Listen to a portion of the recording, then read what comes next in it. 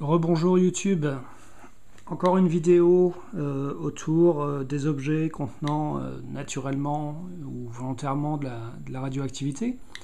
Nous sommes toujours avec notre compteur Gégère qui affiche toujours des valeurs entre 20 et 30 sur la météo des intégrations par minute, ce qui correspond au bruit de fond. Et je vais vous montrer un objet en ouraline. Donc l'ouraline, c'est un verre dans lequel a été ajouté des sels d'uranium dans le but de le colorer, ça donne des très jolies teintes.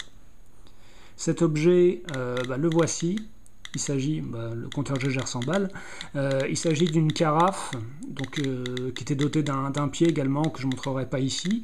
Je ne saurais pas du tout la dater.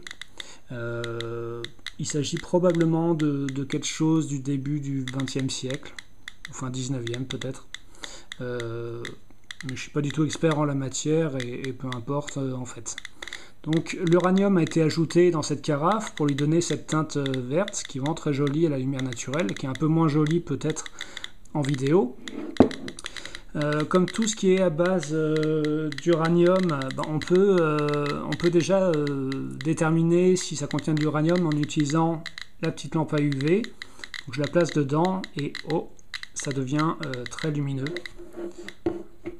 Voilà, il y a cette phosphorescence qui est marquée, qui est révélée par les rayons UV. Et ça, c'est vraiment typique des verres qui contiennent de l'uranium. C'est encore plus joli dans le noir. Mais voilà, c'est vraiment quelque chose de très esthétique qui fait le charme de l'objet. Alors cet objet, il est assez actif. Vous voyez, je vais mettre au contact le compteur Gégère. On sent déjà à l'oreille que ça crache. Et si je fais tourner pendant une minute, je ne sais pas quelle valeur en désintégration par minute on va atteindre, mais on vient déjà de passer les 1000.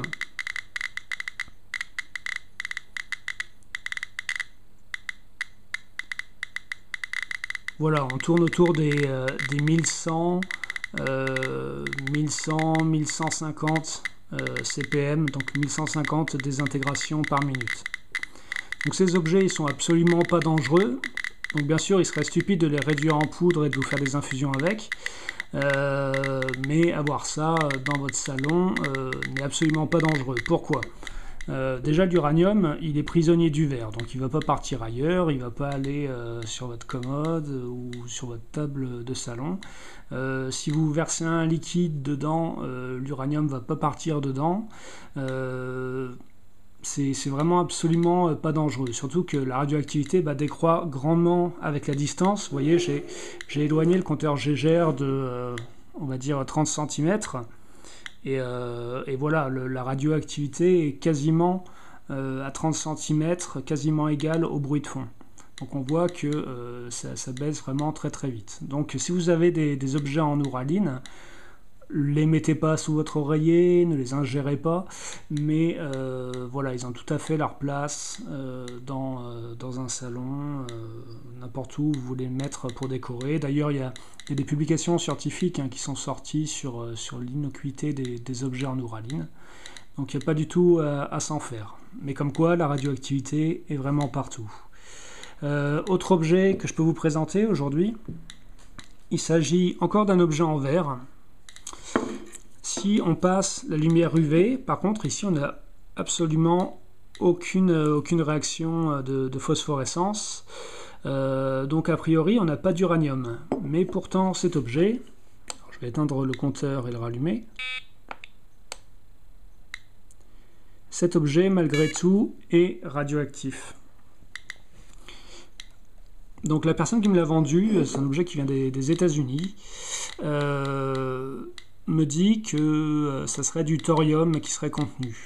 Le thorium, en général, quand il est présent dans du verre, il donne une teinte jaune-marron. C'était utilisé notamment dans certains objectifs photo parce que ça améliorait les qualités optiques des objectifs. Donc on retrouve des appareils photo des années 40, 50, notamment des Kodak qui sont équipés de verre au thorium. Ces verres, on les reconnaît à l'œil nu parce qu'ils ont une teinte un peu jaune-marron comme cette assiette.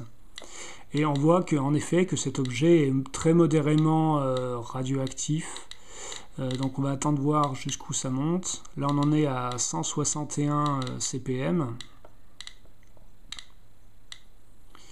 On vient de passer les 200.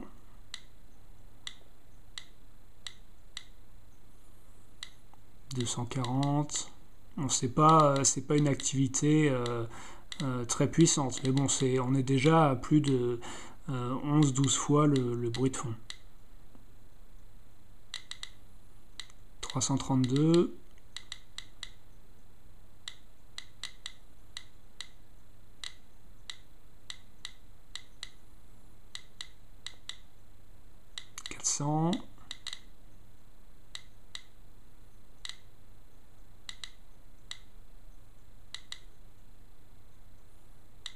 Et voilà, nous avons une activité sur une minute qui est en gros de 420-430 CPM. Donc c'est une activité qui est allègrement détectable avec le compteur Geiger, mais qui reste faible par rapport à plein d'autres objets radioactifs qu'on peut posséder chez soi.